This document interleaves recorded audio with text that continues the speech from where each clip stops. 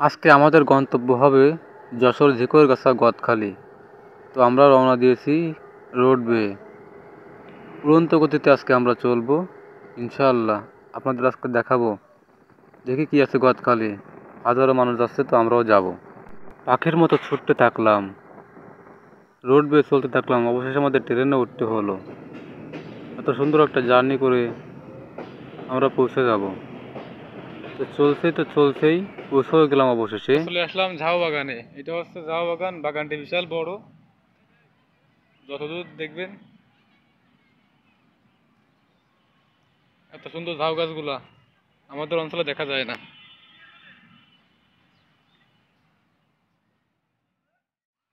এই ভিডিওতে আমি কথা দিলাম, যদি আপনাদের মন খারাপ থাকে আর আপনারা যদি সিঙ্গল কাপল হয়ে থাকেন, তো অবশ্যই আমার এই ভিডিওটি দেখবেন। খোদার কসম করে বলতেছি, আপনাদের মন এক মুহূর্তের মধ্যে ভালো হয়ে যাবে। এখানে প্রত্যেকটা নার্সারিতে আপনি ঢুকতে পারবেন জন প্রতি 10 টাকা করে।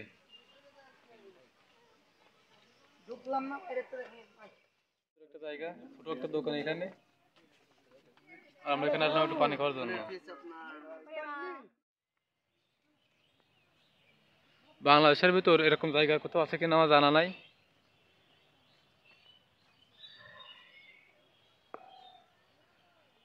অনেক সুন্দর লাগছে, ফুলগুলো দেখলেই প্রাণ জুড়ে যায়।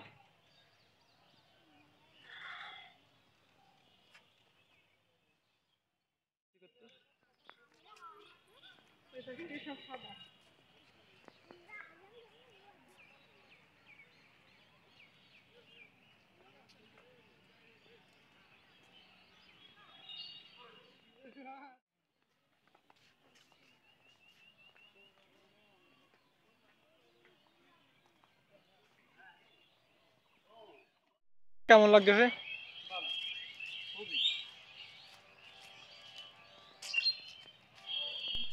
এটা হলো পাতাবাহারের একটা বাগান, মানে বিভিন্ন কালারের যে পাতা, যে ফুল গাছগুলো হয়ে থাকে সেগুলা। এগুলো আমাদের গ্রামাঞ্চলে বেশিরভাগ দেখা যায়, শহর অঞ্চলেও আছে। টবে করে লাগানো হয়, বেশিরভাগ ছাদের উপরেই রাখা হয়। তো আমরা সেখান থেকেও হাঁটাচলা করে দেখছি। আসলে চোখ জুড়িয়ে যায়, মনটাও জুড়িয়ে যায়, হৃদয়টা শীতল হয়ে যায়। একটা নার্সারি, আর সাইড দিয়ে ছাউনি দেওয়া এই ফুলের নার্সারিটা। যতদিন তাকাবেন শুধু ফুলের নার্সারি দেখা যাবে। গোলাপ বাগানটা অনেক সুন্দর, মিষ্টি একটা গোলাপ বাগান। গাছগুলো অনেক লম্বা এবং অনেক ঘন লাগানো এখানে। ফুলগুলো মাশাআল্লাহ অনেক সুন্দর, বড় বড় সাইজের ফুল। তোমরা যাওয়ার সময় ফুল নিয়ে যাবো।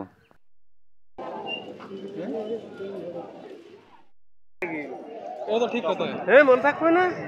দেশে যাই আর বিদেশে থাই, অন্য কোনো লোক হলে আসতোই না।